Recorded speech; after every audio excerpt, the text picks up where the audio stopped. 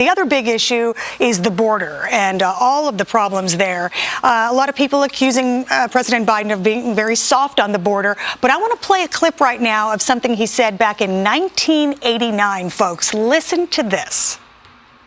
Joe Biden, I would settle for a world in which I could worry about the same kinds of things that my parents worried about, in which I only had to worry about the grades my children got in school rather than the drugs they're being exposed to, in which I only had to worry about the prices my wife had to pay at the supermarket instead of fearing that she might get mugged by a junkie in the parking lot as she loads her groceries into the car, in which tonight I could call my mom just to wish her pleasant dreams, not for the purpose of making sure she's safe in her own home. That's the kind of world I want. That's the kind of world you deserve. And there's no reason we can't have it. Okay, so that was then Senator Biden giving the Democratic response to a speech by George H.W. Bush when he was president. He was talking about drugs. That was Biden's response. But he has quite a different take today. And Tom, I want to come to you on this topic. But first, I want to play a clip from a well-known comedian who poked some fun at Biden on this issue. Let's take a listen to this. I started with Biden because the border's all the rage now. Everybody's crazy for the border. So I did Biden 3 years ago, and he's at a press conference, Mr. President, do you have any idea how you're going to handle the crisis at the border? And Biden's like, first of all, let's get our facts straight. There's no crisis at the border. Come on. And he goes, how do you know, sir? He goes, because it says so on the piece of paper. Come on. He says on the paper.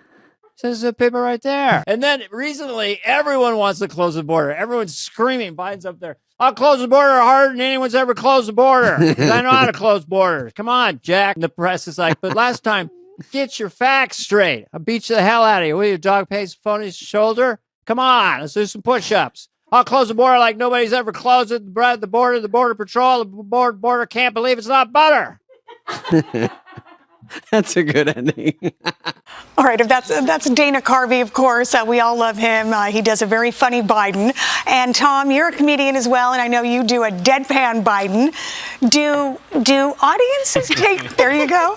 You gotta get the squint. That's all. You start with the squint, and then it just follows from there. Well, I know what Dana Carvey was doing. This is how you do Biden. You just start rambling, and you'll come upon. You'll find something if you just ramble long enough. I like him working for his audience of one. He's trying to make his co-host laugh. That's great.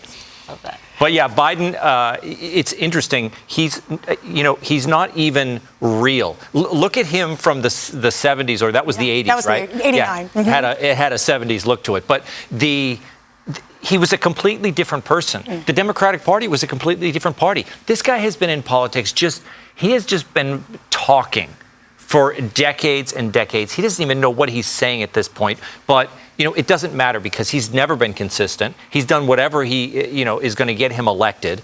And, he doesn't believe in anything. He doesn't believe in the separation of powers. We just saw that speech that he's basically threatening the justices of the Supreme Court. And he's saying we're going to turn it back to Roe. You can't turn it back to Roe. Roe was a judicial decision. This is legislation. And they said, no, we're going to turn it back to the legislators. If you want to create legislation that makes abortion legal, you go ahead and do that. And then he says, oh, yeah, we're going to do it. We're going to turn it back to Roe. He doesn't even know what the decision is. Yeah, well, and he had quite a difference of opinion back in 1989, like you said.